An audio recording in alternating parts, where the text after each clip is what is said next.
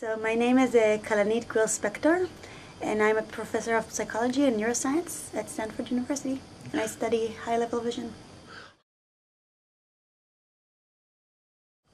What we study specifically is how people recognize faces and objects and places, and we're interested to figure out how you look at something and you can comprehend what you see, basically.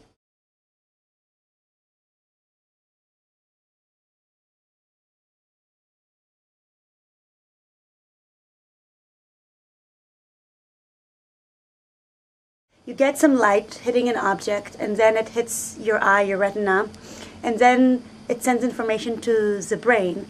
And it turns out that there is a series of computations in the brain that processes visual information until you get some sort of recognition or interpretation of the visual scene. For example, if you have a bright sunny day and somebody's walking down the street, two people see it, they'll recognize the same person.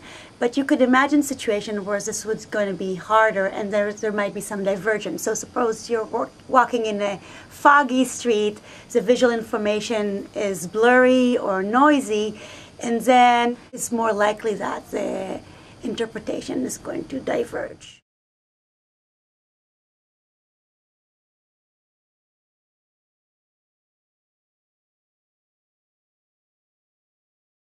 Interpreting the visual scene and understanding it and being aware of it involves a series of computation along what we call a hierarchy.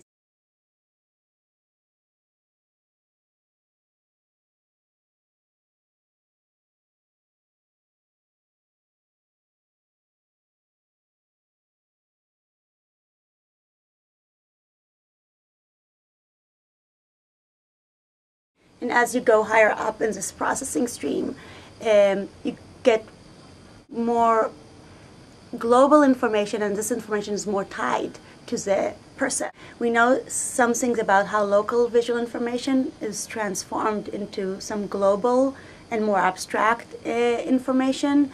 We know which parts of the brain are likely to be involved in recognition, and these involve places in the back of the brain, that's our occipital lobe and the temporal lobe. So we have a good starting point. We have some hint about how objects and faces are represented in the brain. We know that there might be regions that are specialized for processing objects or faces and scenes. And they might have some specific computations that are unique to these kinds of stimuli.